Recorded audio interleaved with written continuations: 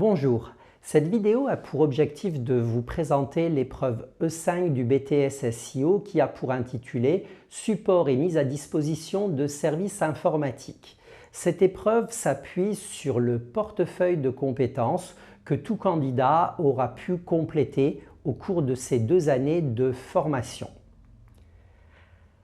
Afin de pouvoir vous présenter à cette épreuve 5, il y a des conditions obligatoires à respecter. Vous devez fournir une attestation de stage de première année, une attestation de stage de deuxième année. Le cumul des durées de stage doit dépasser 10 semaines et vous avez un tableau de synthèse récapitulant toutes les situations présentes dans votre portefeuille à fournir. Ces documents sont à fournir au plus tard 7 jours avant l'épreuve afin de laisser au jury le temps de prendre connaissance du contenu de ces documents. Si par hasard vous êtes en alternance, ce sont des attestations de travail à fournir et non pas des attestations de stage. Dernière petite chose, la convention de stage ne fait pas office d'attestation. La convention, c'est le document que vous avez signé avec l'entreprise avant de partir en stage. Si ça se trouve, vous n'avez même pas fait le stage et pourtant vous avez une convention. Là, cette attestation est un document par lequel l'organisme dans lequel vous êtes allé faire votre stage certifie que vous avez bien effectué la période indiquée sur le document. L'attestation de stage se présente sous la forme d'un modèle fourni par l'Éducation nationale. On retrouve des indications sur l'organisme d'accueil, sur le candidat avec l'option qu'il présente, sur la durée du stage avec date de début, date de fin et nombre de semaines que ça représente, une éventuelle gratification. Et ce qui va être important, c'est que le document soit daté et signé par le maître de stage et si possible, on essaye de faire apposer le tampon de l'organisme d'accueil. Au niveau du tableau de synthèse, là encore, l'Éducation nationale fournit un modèle de tableau. On retrouve le nom et prénom du candidat, le centre de formation dans lequel il a suivi ses études. Il indique l'option qu'il présente à l'examen, SLAM ou SISR. Et ensuite, on va trouver les différentes compétences qui doivent être illustrées dans ce portefeuille. Gérer le patrimoine, répondre aux incidents, développer la présence en ligne, travailler en mode projet, mettre à disposition des utilisateurs un service informatique et organiser son développement professionnel. Je reviendrai un peu plus tard sur le contenu de ces 6 compétences. Vous voyez quand même tout de suite que les compétences sont les mêmes, quelle que soit l'option que vous avez choisie. Donc le tableau est identique pour tous les candidats du BTS SEO. Ensuite, à l'intérieur du tableau, on va trouver un certain nombre de lignes. Au fur et à mesure que vous aurez des choses à rentrer, vous rentrerez des nouvelles lignes. On va trouver les réalisations qui ont été faites au cours de la formation, donc des travaux de TP, des travaux de TD, des travaux faits en action professionnelle, des devoirs à la maison éventuellement. On va trouver ensuite les réalisations effectuées au cours de la première année en entreprise. Donc en fait, ça c'est ce que vous avez fait au cours de votre stage de première année. Et enfin, le contenu de ce que vous aurez fait en stage en deuxième année. Il est clair que le contenu des stages est particulièrement important à l'intérieur de ce portefeuille de compétences. Le portefeuille retrace le parcours de professionnalisation et décrit toutes les réalisations professionnelles du candidat. Avant et pendant l'épreuve, la commission d'interrogation est amenée à consulter le support de type portfolio du candidat. Son accessibilité en format numérique est obligatoire et est de la seule responsabilité de la personne candidate. Donc si vous êtes candidat, c'est à vous de vous assurer que vos documents sont présents en ligne et que le jury a accès aux documents. Si par hasard je trouve un lien vers un Google Drive et que je ne peux pas ouvrir le document qui a été déposé, eh bien ce document est considéré comme ne faisant pas partie du portefeuille. Alors, la commission dans cette épreuve est composée de 2 membres. Le premier membre, c'est un enseignant qui est chargé des enseignements professionnels en BTS SEO dans le domaine de spécialité de la personne candidate. Ça veut dire que si vous êtes candidat en SISR, vous aurez un enseignant de SISR en face de vous. Si vous êtes un candidat de SLAM, vous aurez un professeur du bloc SLAM en face de vous. Le second membre de la commission d'évaluation est une personne professionnelle du secteur d'activité des prestations informatiques. Donc là, vous aurez en général en face de vous quelqu'un que vous n'avez jamais vu, mais qui est un professionnel confirmé et généralement dans le domaine d'activité que vous présentez. On a quand même une petite possibilité de secours si le jour de l'épreuve, le professionnel vous informe qu'il a un gros empêchement, qu'il ne peut pas venir. Eh bien, on a la possibilité de le remplacer par une personne en charge de l'enseignement d'un bloc professionnel, dont l'enseignant qui prend en charge le cours de CEJMA.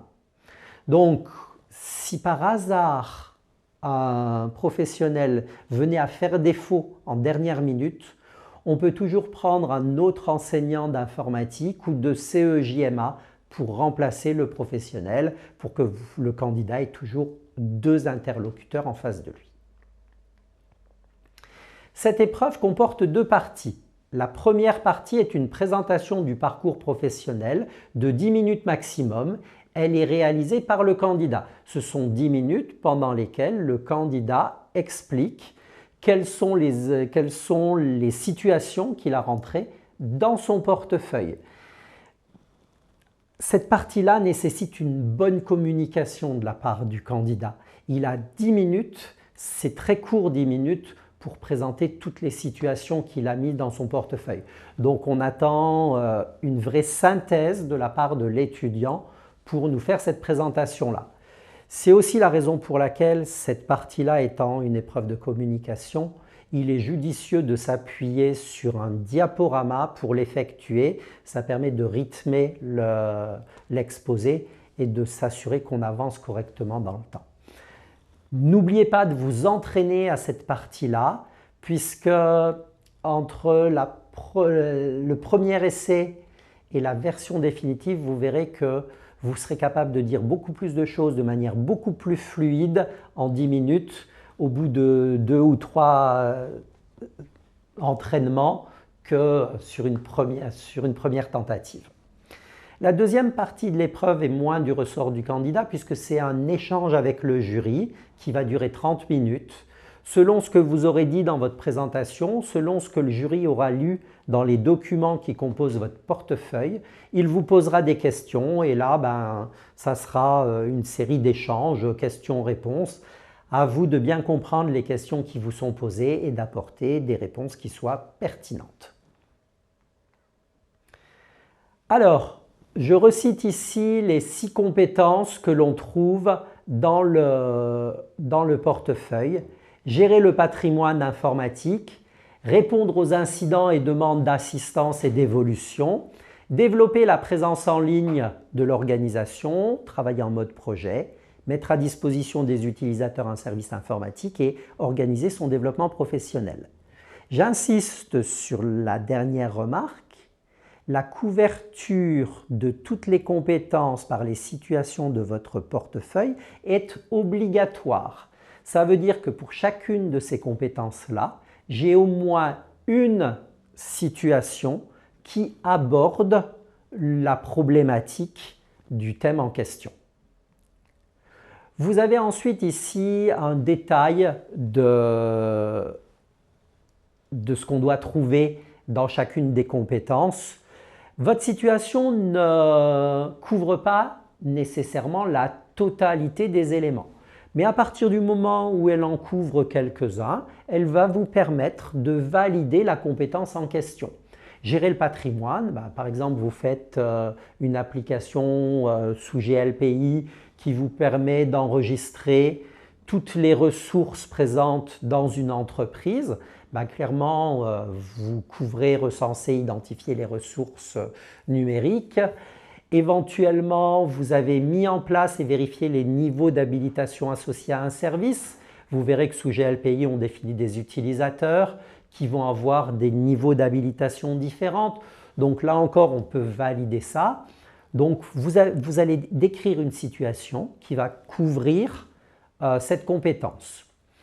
La deuxième compétence, répondre aux incidents et demandes d'assistance d'évolution, elle est la plus facile à assurer. On trouve collecter, suivre et orienter des demandes, mais surtout, on va trouver traiter des demandes concernant les services réseau et systèmes applicatifs. Ça, c'est clairement une situation qui, si elle répond à une demande formulée par quelqu'un sur du réseau ou du système, va permettre de valider cette compétence-là. Et juste en dessous, on trouve traiter des demandes concernant les applications. Ça, c'est pour les SLAM. À partir du moment où vous avez modifié une fonctionnalité dans une application, ajouté une fonctionnalité qui n'existait pas, forcément, vous avez traité une demande concernant des applications. Développer la présence en ligne de l'organisation, ça peut être un peu plus compliqué, surtout pour les gens de l'option SISR. Présence en ligne de l'organisation, ça sous-entend quand même pas mal services web. Donc ça veut dire création d'un site. Ce n'est pas forcément évident pour des gens qui sont en SISR. Vous n'aurez pas beaucoup l'occasion de faire ça en entreprise au cours de vos stages.